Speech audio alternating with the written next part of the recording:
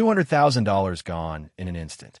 Just black ash drifting lazily on the wind where my golden wheat field once stood, ripe and waiting for the combine. I stood there motionless, my worn boots sinking slightly into the still warm, scorched earth, watching thin gray columns of smoke rise and twist upward like the final, fading breaths of a dream I had nurtured for years. 40 acres of premium hard red winter wheat. 3 days from what should have been a wrecker harvest, now looked like a battlefield after heavy artillery, blackened stubble stretching under the harsh Kansas sun that offered no mercy. The smell assaulted me in layers. First the sweet, almost caramelized char of burning grain, then the sharp, chemical bite of diesel accelerant, and beneath it all something far uglier, pure, calculated malice. This wasn't lightning or a stray cigarette. This was deliberate destruction of my retirement fund, my quiet therapy, my living connection to 3 generations of Blackwood farmers who had first broken this prairie soil back in 1952. Everything reduced to worthless carbon particles floating away on the breeze. But the true rage, the kind that made my hands tremble and my vision narrow, came from what I saw 50 feet away across the property line that had long since become an invisible front in a Cold War. Delilah Prescott stood there calmly, garden hose in hand, directing a gentle stream of water onto her meticulously tended prize roses. She wasn't helping the firefighters who were still battling hot spots where the blaze had threatened to jump the road. Not a single drop went toward the flames that had just devoured my future. Every careful, precious spritz was reserved for those pampered bushes she treated like fragile children. The fire roared behind her, crackling and popping as it consumed the last standing stalks, and she turned toward me, raised one manicured hand in a casual wave, and actually smiled, a small, tight, satisfied curve of red lips. "Sorry about your little crop problem," she called out, her voice carrying clearly over the dying crackle of the fire, as though she were commenting on a minor inconvenience. A spilled drink, a delayed package, nothing more. Little crop problem. After 2 full years of relentless harassment, anonymous complaints, certified letters from lawyers, forged roadblocks, chemical sabotage that had already killed 3 acres, and now this final, blazing act of arson that could have ended my family's legacy forever. What she didn't know, what she could not possibly have imagined as she stood there watering her flowers while my world turned to ash, was simple.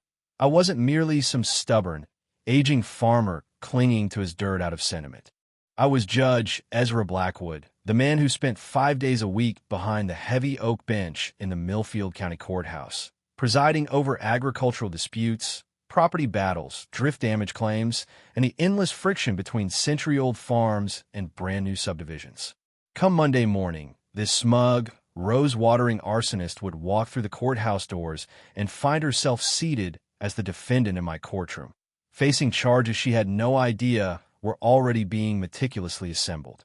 What would you have done in that exact moment, standing on blackened ground, staring at the woman who had just set fire to your life's work while she casually tended her garden? Would you have shouted, crossed the line, and confronted her, or held every ounce of fury inside and let the wheels of justice turn at their own deliberate speed? Drop a comment and tell me where you're watching from, Rahim Mir Khan in Punjab, or somewhere else on the map. Justice, I promise you, was already on its way, moving slow and unstoppable like a harvest combine after a long, parched summer. To understand how we reached that smoking field, you have to go back to the quiet beginnings of the war. My name is Ezra Blackwood, and for most of my adult life, I've lived what people might call a split existence. From Monday through Friday, I'm in the courthouse, black judicial robe over my shoulders, listening to neighbors argue over water rights, fence lines, herbicide drift that kills a neighbor's crop, and the constant push-pull between heritage agriculture and creeping suburban development. I've written opinions and handed down rulings in hundreds of cases eerily similar to the one Delilah Prescott would eventually force upon me. But on weekends and in the long evenings after court adjourns, I'm out in the fields, knee-deep in the same rich Kansas dirt my grandfather first turned over with a horse-drawn plow in 1952. The 200 acres came to me fully when my wife Sarah passed from cancer 2 years earlier. She always said the farm was my therapy, and she was absolutely right. After 12 straight hours of hearing other people's anger, grief, greed, and desperation echo off courtroom walls, there was something almost sacred about walking through waist-high wheat as the evening breeze moved through it like a soft sigh. The smell of freshly turned earth blending with the faint tang of diesel from the idling tractor, the steady crunch of gravel under work boots. It anchored me when Sarah's illness threatened to pull everything under. Then the developers arrived, hungry and fast. Prairie estates sprang up practically overnight. 47 nearly identical houses, identical lawns clipped to the same height, identical complaints about anything that reminded the newcomers they had moved next to actual working land instead of a manicured park. Most of the residents were good people. Families fleeing city noise, retirees seeking open sky, young couples who wanted room for children to run. They got the quiet, the big horizons, and the unexpected gift of living beside real agriculture. But every new development has at least one resident who cannot leave the city behind. The person who flees controlled suburban life only to spend every waking hour trying to recreate it in the countryside. That person was Delilah Prescott. She arrived from Orange County, California, driving a pristine white BMW that had obviously never seen real mud. 52 years old, blonde in the expensive, salon-maintained shade that never shows roots, armed with strong opinions about everything from the color of mailboxes to the acceptable length of grass. Within 6 months, she had maneuvered, charmed, and outspent her way to HOA president, campaigning on a promise to elevate property values through proper community standards. Everyone understood the translation. Make the farm next door disappear, silence the early morning tractors, eliminate the dust that sometimes drifted on the wind, erase every sight, sound, and smell that proved this place had been rural long before her gated streets were paved. The campaign of harassment began quietly but grew with terrifying precision. First it was the rooster, my grandfather's old bird that had crowed at dawn for decades, suddenly labeled severe noise pollution. Then the combine harvester became a rolling public nuisance because dust clouds might threaten children's respiratory health. Irrigation sprinklers were accused of creating dangerous mosquito breeding grounds that endangered the whole community. Never mind that her own adult children lived in Denver and hadn't set foot on the property in years. Inconvenient facts never slowed Delilah. I tried the neighborly approach at first. I carried over baskets of fresh sweet corn from my vegetable patch, sat on her spotless front porch, and patiently explained crop rotation, why equipment sometimes runs before sunrise or after sunset, depending on dew and heat, and how I would happily adjust harvest timing around her garden parties if she gave me reasonable notice. She accepted the corn with a smile cold enough to frost glass in July, then filed 3 additional formal complaints before the week was out. From there, the escalation became almost surgical. Petitions demanded 12-foot agricultural screening fences around my entire boundary to hide the visual blight of farming equipment and growing crops. Proposed noise ordinances targeted any machinery operating outside reasonable residential hours. Environmental impact studies were demanded for fertilizer and pesticide applications, each study requiring expensive third-party consultants and months of delay that could easily kill a harvest window. Every few weeks, another thick packet arrived via certified mail from lawyers she retained using HOA dues, demands that I cease operations that had existed on this land for generations before she was born. Her boldest legal move came when she discovered the easement my grandfather had wisely secured back in 1974 during the county road expansion. He had negotiated permanent, irrevocable agricultural access right straight through what later became Prairie Estates. The document was bulletproof. No revocation, no modification, no blockage allowed under any circumstances. When her attorney failed to invalidate it in court, Delilah abandoned the legal route and turned to outright sabotage. One Tuesday morning, I hooked the combine to the trailer to move it to the North 40 and found the legal access lane completely blocked by enormous decorative boulders. expensive landscape features that perfectly matched the stonework around her own house. She had hired a crew, paid in cash, and had them installed under cover of darkness. I called the sheriff within the hour. Delilah produced a forged work order claiming the boulders were traffic calming measures, urgently requested by residents. The sheriff recognized the fraud immediately, but without video or independent witnesses, his hands were tied. Standing in the blistering heat, sweat already running down my back from rage more than temperature, I understood at last that this was no longer about aesthetics or property values. This was total war, declared on my family's history, on Sarah's memory, on the sanity I had fought to preserve, and Delilah believed her bank account and HOA title rendered her invincible. She had no idea who she had chosen as her enemy. 15 years on the agricultural law bench had taught me exactly how bullies who abuse power eventually destroy themselves. All it takes is patience, evidence, and perfect timing. 2 months before harvest, I woke to the unmistakable stench of chemical warfare drifting across my land. A 3-acre strip hugging the property line had turned from green to a sickly, twisted brown overnight. Not the warm gold of ripening heads, but the necrotic collapse of plants poisoned at the root. The air smelled sharply of industrial herbicide, stinging my eyes and throat as I walked the dead-straight damage line. 3 acres, roughly $12,000 of premium wheat, dead before it could be cut. The timing was surgical. The night before, Delilah had contracted Premier Landscape Solutions for aggressive invasive weed management along her boundary. Strangely, her weeds had required the strongest restricted-use herbicide on the single windiest day of the entire month. I phoned my crop insurance adjuster, Rick, a man who had documented everything from hail annihilation to blatant fraud attempts.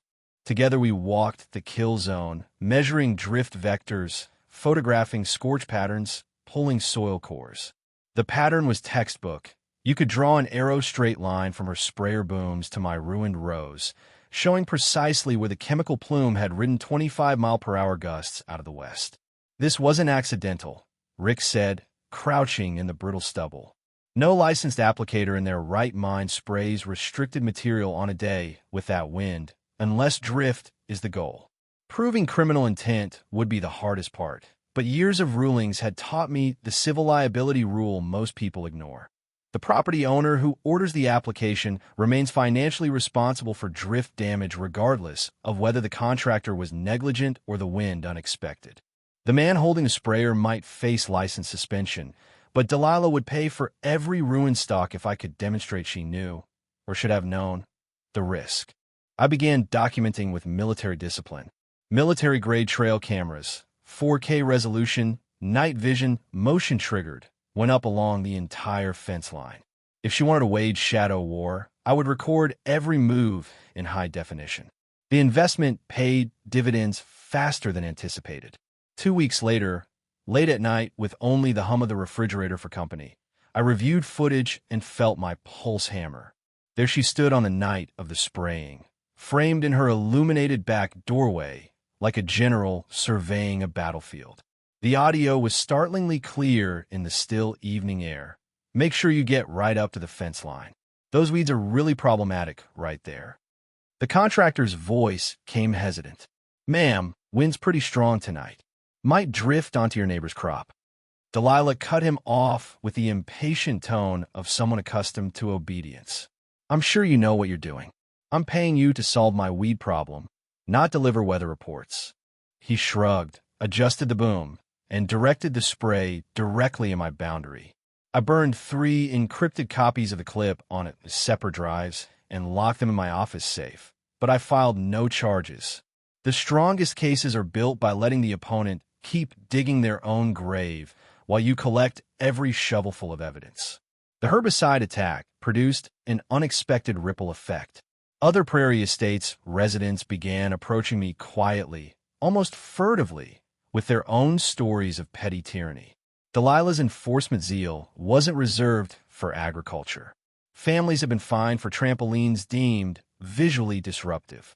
Liens were threatened over backyard vegetable gardens that failed to meet appropriate suburban landscaping standards. She even attempted to ban American flags for being excessively large and militaristic. Mrs.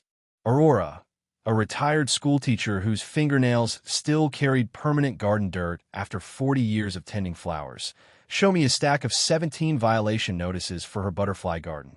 The scent of her lavender and marigolds brought Sarah's old flower beds back so sharply I had to look away.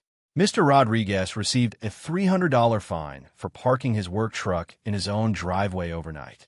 The Peterson children were forbidden a basketball hoop because repetitive bouncing violated community acoustic standards. I understood then that my fight had grown larger than one farm. I had become, reluctantly, the visible symbol of resistance against a small-scale despot who believed her HOA title granted her dominion over every life touching hers. Delilah must have felt the ground shifting beneath her because she escalated once more, this time with full legal theater designed to crush through expense and delay. 3 weeks after the chemical kill, a thick certified letter arrived from Blackstone & Associates, a high-end Kansas City environmental law firm. 8 pages of elegant accusations: groundwater contamination from excessive fertilizer applications, degradation of regional air quality by agricultural dust, destruction of wildlife habitat through monoculture practices. The demand at the end was brutally simple: cease all farming operations immediately pending a comprehensive environmental impact study, conveniently projected to cost $40,000 and take 6 months, timed perfectly to obliterate the entire harvest season. I had watched this playbook from the bench countless times. Drown the target in procedural costs until financial pressure forces surrender. Amateur move. By pushing this far, she had crossed the invisible line into what Kansas statutes define as agricultural terrorism: any intentional act or pattern designed to disrupt or destroy lawful farming through intimidation, economic sabotage, or property damage. Federal sentencing guidelines began at 10 years. Still, I kept silent. The best trap is the one your enemy builds for herself while you watch and record. 3 weeks later, she unveiled her most vicious gambit yet, using the HOA board to ram through agricultural equipment curfew ordinances. Identical certified letters landed in every Prairie Estates mailbox like legal fragmentation grenades. Whereas excessive noise from commercial agricultural operations disrupts the peaceful residential enjoyment to which all members are entitled, the text declared, the association hereby establishes mandatory equipment curfews. No machinery shall operate before 9 a.m. or after 5 p.m. Violations subject to $500 daily fines and immediate placement of liens on the offending property. The sheer malice was almost admirable in its precision. Harvest does not observe office hours. When a perfect weather window opens, low humidity, dry fields, no rain forecast, you move, dawn to dusk, if necessary. Morning dew must burn off before cutting can begin. Evening humidity can spike and ruin grain quality in hours. A strict 9 to 5 rule would make commercial harvest mathematically impossible. The emergency board meeting to ratify the ordinance was scheduled for Thursday evening in the Prairie Estates Clubhouse, a low beige building that always smelled faintly of industrial carpet shampoo and quiet disappointment. Delilah had imported her ace in the hole, a so-called agricultural noise expert flown in from Topeka at HOA expense. I considered skipping the meeting altogether. Then I remembered something Sarah used to say whenever we discussed bullies. Sometimes you fight fire with fire, sometimes you fight it with law books and perfect timing. Thursday ran long in court, a complicated water rights dispute that refused to settle. I drove straight from the courthouse to the clubhouse, still wearing my judicial robes, the heavy black polyester holding the day's accumulated heat like a second skin. Gravel crunched under my dress shoes as I approached the building. Delilah's voice already carried through the thin walls, strident and preacher-like. I waited until she hit her crescendo. And this certified expert will now demonstrate why agricultural noise pollution constitutes a clear and present danger requiring immediate municipal intervention before opening the door. Her voice cut off as though someone had pulled the plug on a microphone. 43 heads turned in unison toward the rear entrance where a black-robed judge had suddenly appeared. The fluorescent lights overhead buzzed like trapped insects.